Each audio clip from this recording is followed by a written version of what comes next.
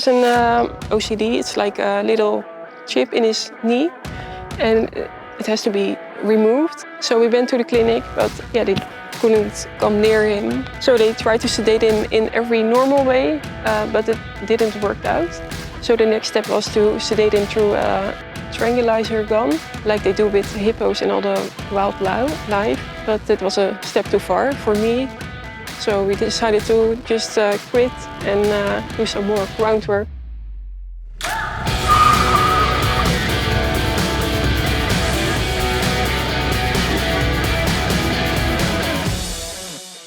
So guys, we're on our way. I don't think I've driven actually this far and still be in the Netherlands for a long time. But we're going to Britt, and we've seen some videos of a horse, and it looks like they're having some miscommunications, some quite expressive miscommunications at times. I try not to look in too much to the videos that are sent out and read too much into the story, because I want to try to be really present in what's happening today. And I don't want to read in and be influenced by what we think is going on, because then we'll miss what's actually going on. My name is Britt and I'm the owner of New Diamond. I bred him myself, so I know him for his whole life. I think the problem lies in me, because I know my horse can do the groundwork with Tristan or somebody else. He's quite specific about the person who is doing the groundwork. It's only the people who know what to do. Yeah, he understands them. So I'm not sure enough about what I'm asking on Neil. So, we're here, Britt. Yay, finally, yeah. Show me where the young man is. Yeah, this is Neil, And Neil this Diamond. is Neil Diamond. Look out. It's already a friendly greeting. Yeah. Oh, hi young man. Showing some expressions. Yeah. And these are all the locks because he opens all the doors. Oh, right. Yeah. He's also a Houdini. Yeah, he's very clever. Yeah. Yeah. So this is important for me to see in the beginning, how they are in the stable, what their environment is like, and who their neighbours are, and what their first interaction is, and what kind of things are going on in their environment, if it's a busy environment, a quiet environment. And then also this first approach, you know, what is the expression here? Is it just pulling a face with no meaning? Is it a habit? Is it a pattern? So often the pulling of the faces is something that's generated through patterns and habits and, of course, feelings and expressions, but sometimes it becomes a habit and just becomes the pulling of a face. Yeah. And how we react to it determines how he feels about that. Okay, then you can just take him out, and then we take him to the place where we can have a nice conversation. You can undo all your locks. Look at that, it's a 3 locking system. Yeah. It's almost like a Mr. Bean car. Yeah. Yeah, so what I see from the beginning when you go in the stable is a lot of insecurities. He's sort of busy in wanting to know what's going to happen and where we're going to go and why we're here and what we're doing. So he's kind of coming out of the stable first and sort of dictating, deciding what's going on. Yeah. And then the second thing I get from you is your quietness, and that you're a very soft and kind person and want the best. And so the lack of rest in him then is that he's thinking he has to control things a little bit. And I feel from him that there's also a level of frustration that he's not able to control everything. Yeah. So the lack of leadership a little bit. And not leadership that you have to be tough, but something that's consistent. And then having that awareness of where you are. So in the beginning when you stand, when you stop, the first thing you do is you walk back. So and when he gets into the space, especially when you go into the stable, You walk into the space and then he walks up and almost out of the door and you kind of go out of his way. Yeah. He's then sort of saying, well, I really do need to say where we need to go because I'm searching, but Britt is also searching. So It's like, that step backwards is a little bit, it's something small, but also here when you stop and you face him and you already feel like you have to go back. So of course, I've seen a few of the videos and some of the scenarios where you're in really a position where you're having to protect yourself. Yeah. So I can understand this previous memory, experience and emotion to certain events where your body is reacting sometimes without you knowing, even though you can be thinking, oh, okay, this is how I need to be in my body language to be clear and to start to give him some guidelines. But of course, your body is reacting. And then you mentioned earlier a little also about the vision, that you've had some head traumas and then the balance and things. Yeah, sometimes I'm having some double vision, especially when I'm like more focusing with my left eye. I cannot be sure of my question if I'm not sure in my own body. So I will take him a little bit and I feel how he is. Yeah. So also these moments here is really interesting for me.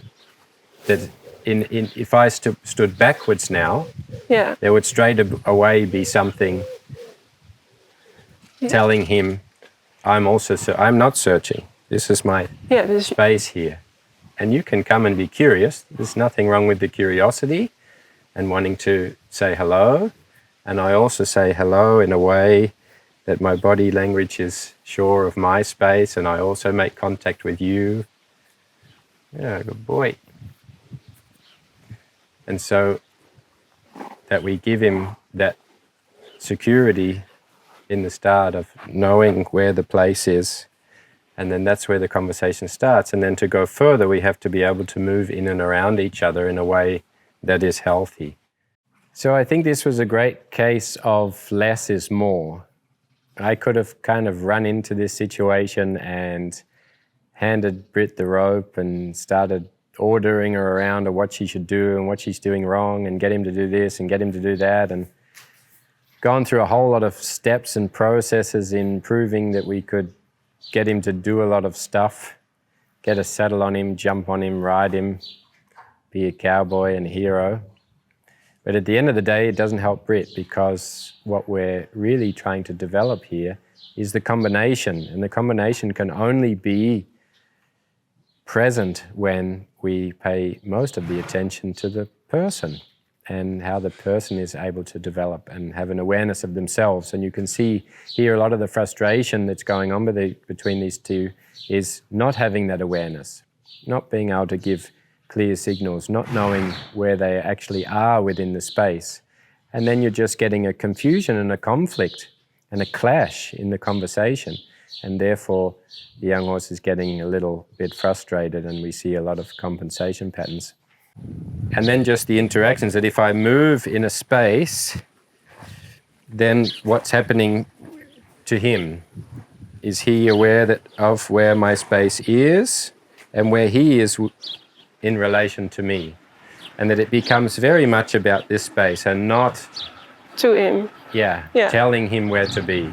We want him to get confidence and start to minimize some of these frustrations in searching where he has to be, maybe coming into conflict with himself, with you.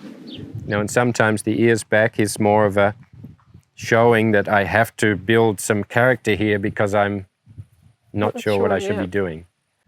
And it's also really clear in my mind when I go in that direction where that point is. So that's also something for you visually. Yeah. If you can't measure the distance between you and him, and you can't measure the distance between the mark you're going to and where he is in your peripheral, because you're not looking at him. No. You're looking where you want to go, but you have a sense of where he is. Yeah. This is something we also need to get sorted out for you, because otherwise you are following a map that you're creating yourself, but you can't read it. No. That's how it's feeling. Yeah. And then the insecurity goes directly into him.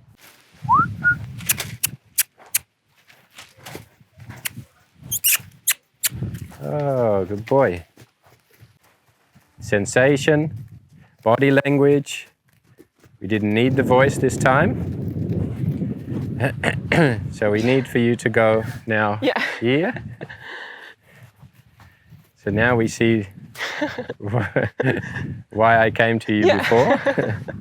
There could be an explosion here. Mummy's going away. He takes a breath. This is also good.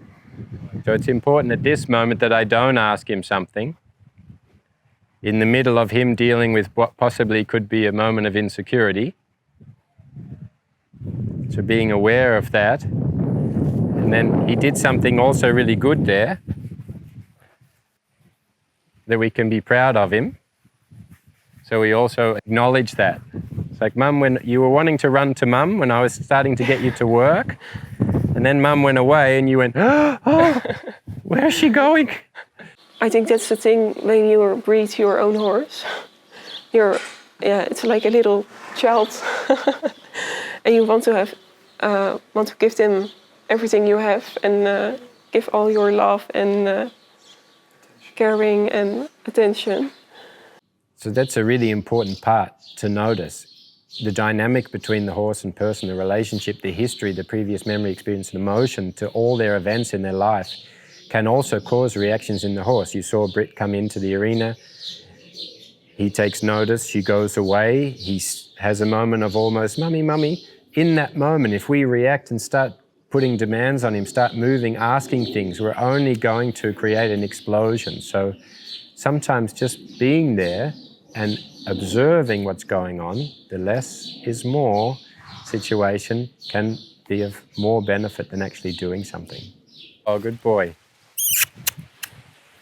We have to move the front end so much that it feels natural for him to then go forward. So then moving in and around each other. Now him moving on the circle, following the direction of the rein. So here it would be very easily also to then want more. Okay, I didn't tell him to stop. No. But I also want to acknowledge that he offered 5 circles from himself. Yeah. Boy. And then I asked, see if you can do it again. Sensation, thought, body language. Shh.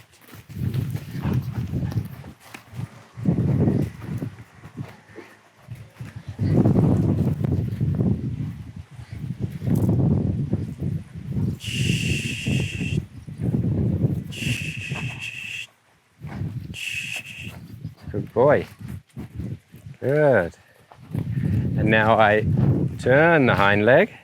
Good boy.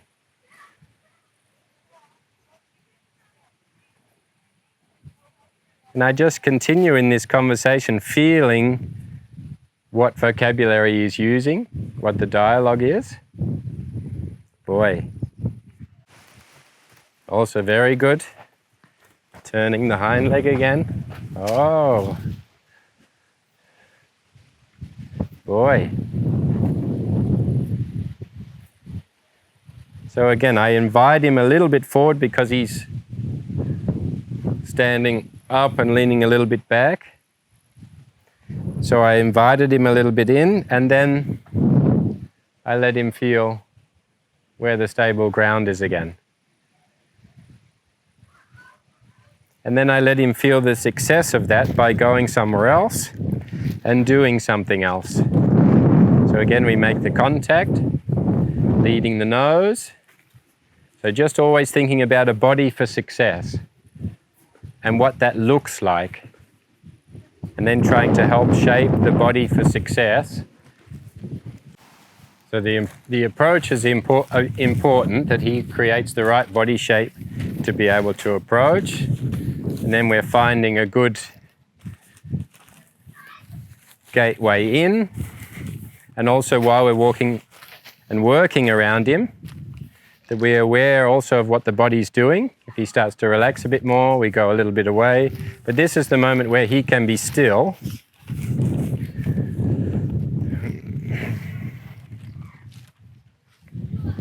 Oh.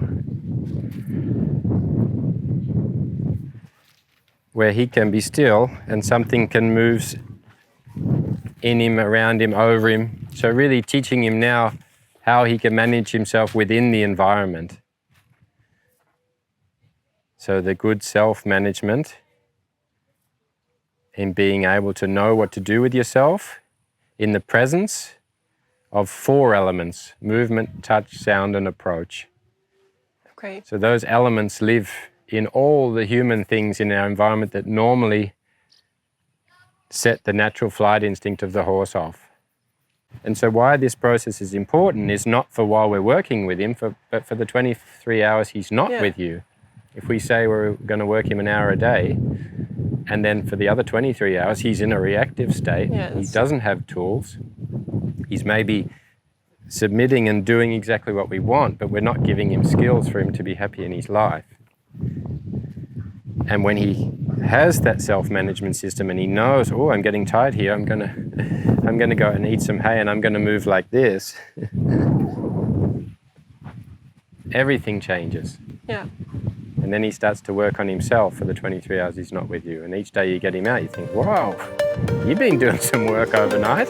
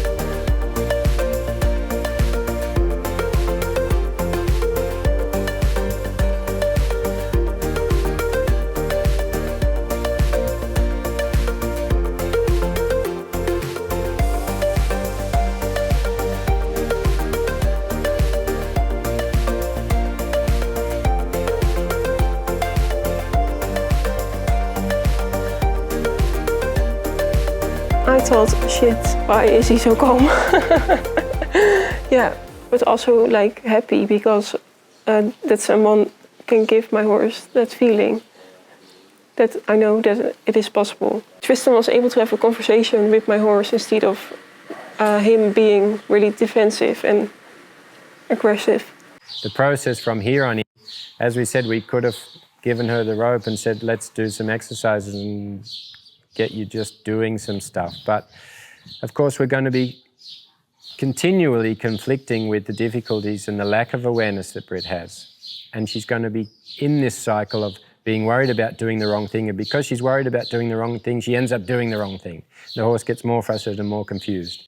So from here on in, we're going to first see what Britt's got going on with her visual system, because we saw with the basic exercises that she was not always aware where she was within the space and also where the horse was within the space. We can't clearly guide a horse if we can't clearly guide ourselves. So we're going to follow that journey. And the next part will be getting Britt confident about her intention and their understanding about the direction and the form and her body language and where she is and how she's communicating to her horse, by giving her the opportunity to work with one of my horses. And then we'll follow that journey. We'll bring them together. You saw small moments today where we brought the two together with me being present to also test if there's some jealousy going on with the horse or more insecurities needing to come out. It's also a great transition point for Britt to be in that space and to be able to feel the new pattern and the new map in the direction of being able to go to a positive place. So we look forward to seeing you guys further on this journey.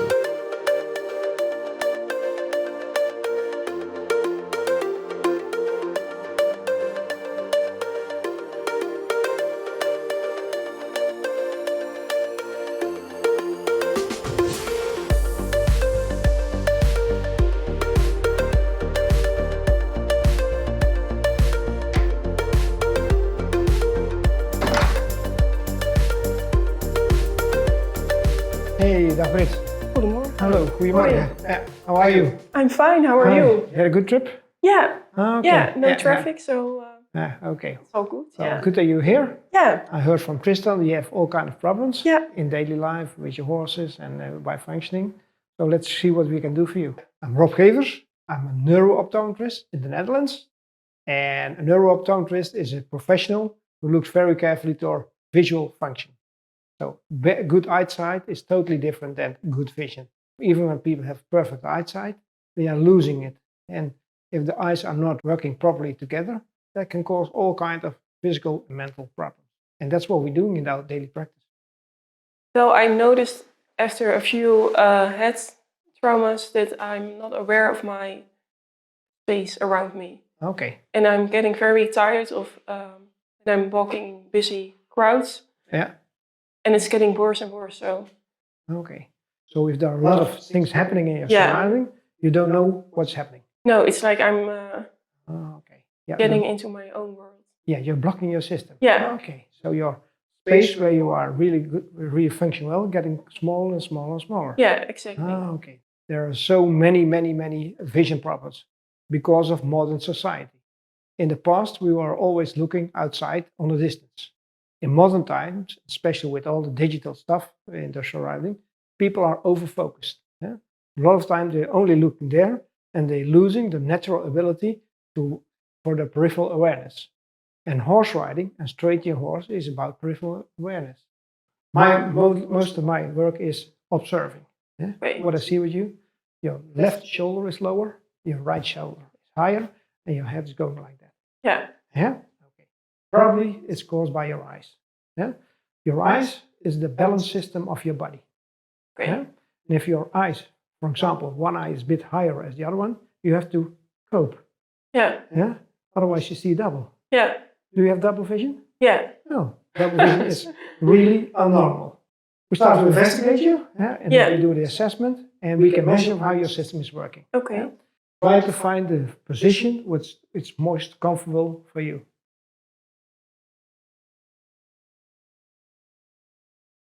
Not to the left. No. You see, Yeah. if you are moving your head to the left, it's uncomfortable for your eyes. Yeah. That's the 100% the reason that you are turning your head a bit like that. Yeah. Yeah, this one's not feeling well. Yeah, but also when your head is doing like that, there's also an influence on the rest of your body. Yeah. Because your muscles on the right side are different than the left side. So how can you straighten your horse with horse riding if your body and your eyes are not aligned? Yeah, that's not possible. No. And good horse riding is perfectly balanced between left and right. In the body, in the mind, and in the eyes. Your eyes is the balance system of your body and your mind. And if your eyes are not really aligned, or you have problem to align them always properly and by itself, autonomically, then can cause all kinds of problems. For example, if you have to straighten your horse, first you have to straighten your eyes and straighten yourself. And if your eyes are not straightened enough, or not good enough, then it's impossible to do good horse riding. Hold this one. Okay. Look at the dot in the distance. Okay. And put that hole in front of the dot. Okay. The hole is in the dot. Well, with both of my eyes now it is. Yeah. Okay. So that's strange, huh? So that's the main reason that you are here. That's the developmental problem. Yeah. In your body, your right eye is in the lead, and your right the left. Okay. Yeah. So that's confusing. Yeah. Normally it should be always on the same. Okay. Yeah. So that's what we call the software fout. Yeah? Software mistake. We let's walk. Yeah. Come. We do some running.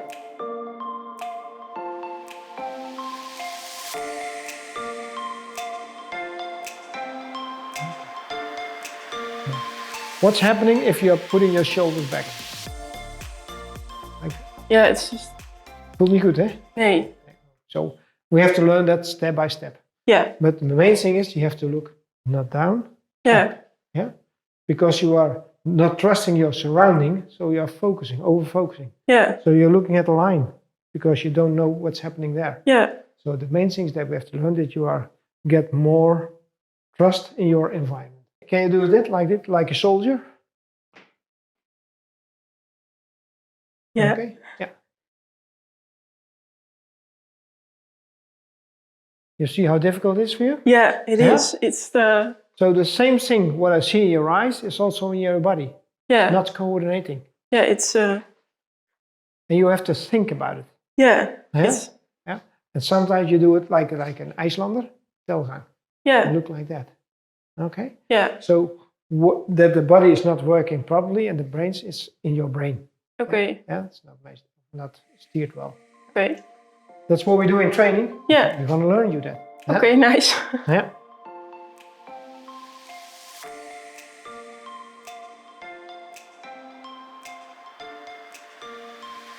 Okay. Put your hands on your knees. Okay.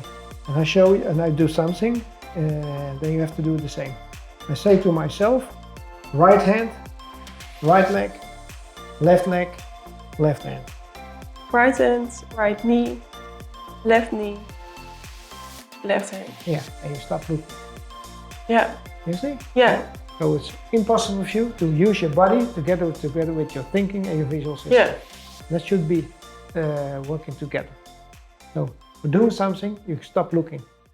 If you start thinking, you stop looking. Yeah. Yeah? And the other way around. Yeah. Yeah? That's why you have problems with right and left. Yeah? Okay. What's horse riding? Going right and left. Yeah? Sometimes difficult, isn't it? Yeah. Yeah. Yeah. We can train it. And that's about communication between your right brain and your left brain. Okay. So the neurological connection between the two sides of your body is not developed well. That's the main cause of your problem. Okay. So the connection between left and right is not good enough. So there's a right Brit and a left Brit. Yeah? And some they are working together. Yeah. So what we have measured today is nothing special for me. It's just my normal work. Yeah. Most people are coming here have all kinds of complaints in all the different manners. Yeah. Yeah. And the most important thing, I see a really opportunity to help you. Yeah. Yeah. So with training process, with all visual exercises, and with Semtonics light therapy, we can learn your brain to get more control about your eyes. Okay. Now they're constantly fighting with each other. There's also constantly a big fight in your body Yeah. and in your brain. Yeah. Yeah. And it costs you a lot of energy. Yeah. So we have to, with all our therapies and manners and way how we are doing, we try to change that. Yeah? Okay. Step by step. Yeah. So Tristan is always talking about the order of movement. Yeah. That's what we do. Yeah. Always we talk about the order of the process to get better. And if you to start on too high level, you are not getting better. Yes. So we start really low with really simple exercises. And if you're doing well, you make it a bit more difficult. Yeah. Step by step. So the next thing is that we are making an appointment. And then we start the treatment. Yeah. Not today. Yeah, it's more than enough for today. Yeah. Yeah. So and probably get a couple of days still disturbing you what I've done today, because I put a huge demand on your system. Yeah. And that's not pleasant for you. No? No. Still alive? Yeah, I'm still breathing. Yeah. High five. Okay. I actually didn't have any expectations of it. Well, not so that it was so specific. Like with a small test he did. So I find it really interesting, and I think everybody who works with horses or who owns a horse should have this kind of information. Yeah, try to think about it if things are not working, and try to find a solution in yourself instead of always pointing at the horse. Hi guys, hope you enjoyed this episode of TRT Rescue. If you liked it, comment below. You know the other buttons to push. Subscribe, click the bell. Stay tuned to this channel because I know the next episode is something.